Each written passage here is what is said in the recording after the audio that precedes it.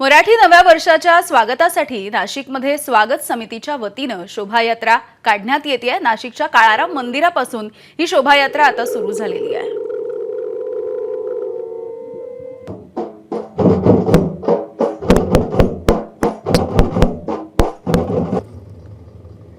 मराठी नववर्ष गुढीपाडव्याच्या निमित्तानं नाशिकमध्ये स्वागत यात्रेच्या निमित्तानं अशा पद्धतीने शोभायात्रा आहेत। त्या शोभायात्रेला सुरुवात झालेली आहे। मी सध्या नाशिकच्या काळाराम मंदिर परिसरामध्ये आहे। आपण जर बघितलं तर काळाराम मंदिराच्या परिसरातून आता अशा पद्धतीने पारंपरिक वेशभूषा परिधान करून महिला या ठिकाणी आता या शोभायात्रेमध्ये सहभागी झाल्याचं पाहायला मिळतंय। एका बाजूला आपण जर बघितलं तर ढोल ताशांचे जे पथक आहे ते पाहायला मिळतंय। मागच्या बाजूला आपण जर बघितलं तर त्या ठिकाणी लाठ्याकाठ्यांचं जे पथक आहे ते देखील पाहायला मिळते। भगवाधारी ध्वज हातात घेऊन महिला या ठिकाणी लेझिमच्या तालावर फिरकताना पाहायला मिळत आहे। नाशिक शहरातील विविध भागातून शोभायात्रा या ठिकाणी आता सुरुवात झालेली आहे आणि या संपूर्ण शोभायात्रा जी आहे ते आता नाशिकच्या पाडवा मैदानापर्यंत पोहोचणार आहे। आणि आपण जर बघितलं तर या ठिकाणी बालगोपालांचं प्रात्यक्षिक आपल्याला पाहायला मिळतंय।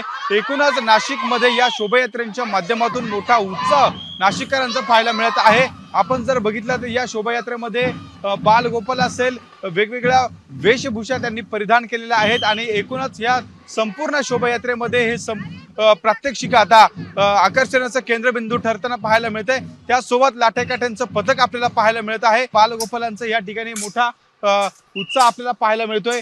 एकूणच नाशिकच्या पंचवटी परिसरातून हे संपूर्ण शोभायात्रेला आता सुरुवात झालेली आहे आणि या शोभायात्रेच्या निमित्तानं संपूर्ण नाशिककर देखील या शोभायात्रेच्या माध्यमातून मराठी नववर्षाचं स्वागत करताना आपल्याला अशा पद्धतीने उत्साहाच्या वातावरणामध्ये पाहायला मिळत आहे। कॅमेरामॅन मयूर बारगेसह शुभम बोडके, एबीपी माझा, नाशिक।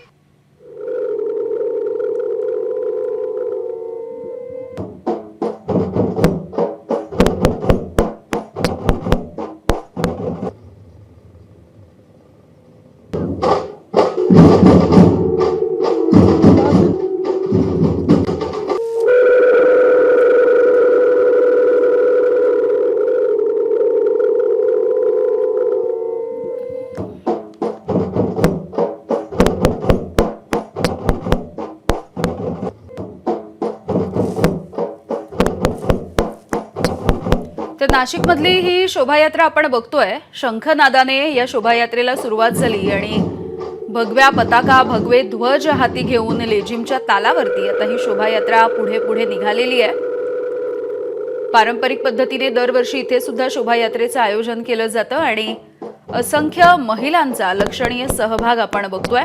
इथे सुद्धा फुलांच्या आणि रांगोळ्यांच्या पायघड्या या ठिकाणी घातल्या गेलेल्या आहेत। नव्या वर्षाचं नवचैतन्य अनुभवण्यासाठी आणि नव्या वर्षाच्या या पहिल्या दिवसाची अत्यंत आनंदाने उत्साहाने सुरुवात करण्यासाठी आता नाशिककर या शोभायात्रेमध्ये सहभागी झालेले आपण पाहतो आहोत। राज्यामधल्या वेगवेगळ्या भागामध्ये, वेगवेगळ्या शहरांमध्ये या पारंपरिक शोभायात्रा काढण्याची ही परंपरा आहे आणि त्यापैकीच नाशिकची ही परंपरा आपण बघतोय।